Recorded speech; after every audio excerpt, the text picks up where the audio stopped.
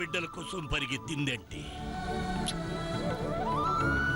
పద్మావతి దుర్గమ్మ గారింటికి తగిన కొడుకు.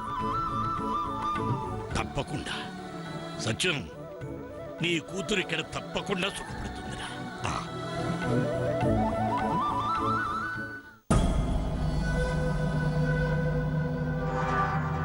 బాబాయ్ గారు, ఆహా, ఏంటి బాబాయ్ గారు, మీ అమ్మాయిని చూడాలనిపించొచ్చిర్రా? మీ అమ్మాయి కోసం సునుండలు తెచ్చిర్రా? సంతోషం, చాలా సంతోషం. మీకు పిన్ని గారికి కూతురు అంటే ఎంత ఇష్టమో. నేనంటే కూడా మా అమ్మకి మా అయ్యకి చాలా ఇష్టం. కానీ ఏం చేస్తారు పాపం. మీరంటే గీ ఊర్లోనే ఉన్నారు గనక ఒకసారి ఏం కర్మ, కావాలనుకుంటే ఎన్నిసార్లైనా వస్తారు. కాని మా అమ్మ మా అయ్య గీ ఊర్లో లేరుగా. వాళ్ళు రావాలనుకున్నా రాలేరు కదా.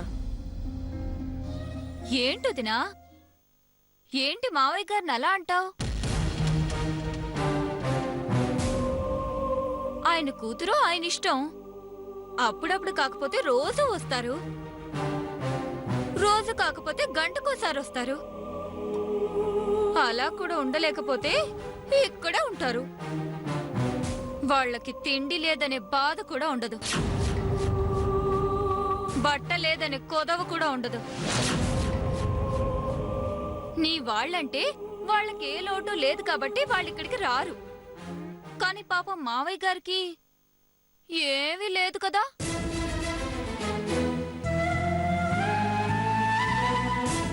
ఏదో అన్నగారింట్లో పనులు చేసుకుంటూ గడిపేస్తున్నారు. అలాంటప్పుడు అక్కడుంటేనే ఇక్కడుంటేనే, అందులోనూ ఈ ఇల్లు ధర్మసత్రం కదా. ఎంత మంచిగా చెప్పినావే బాబాయ్ గారు, గట్లనే చెయ్యుండ్రి. దినము గా ఇంటికి ఈ ఇంటికి తిరుగుడు తప్పుతుంది. కాలు నొప్పులు కూడా తగ్గుతాయి, చెప్పులు కూడా అరిగిపోవు. అరిగిపోతే కొనుక్కొనికి పైసలు లేవు కదా.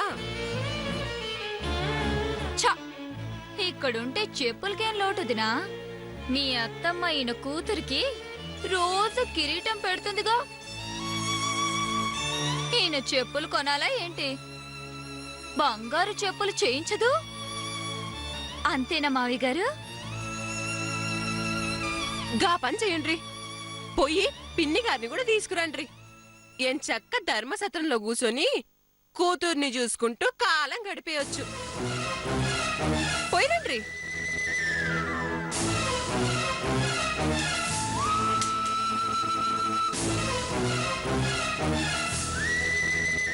పోయిరండ్రి.